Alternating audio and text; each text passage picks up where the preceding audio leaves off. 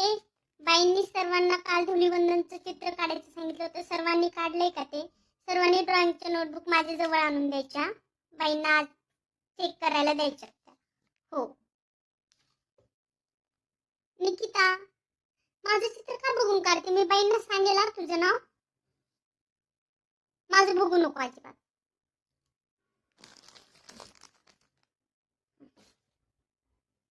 आणि सोनाली, मी काल तुला रेड कलरचा पेन दिला होता माझा. मला तो पेन पाहिजे आत्ताच्या आत्ता.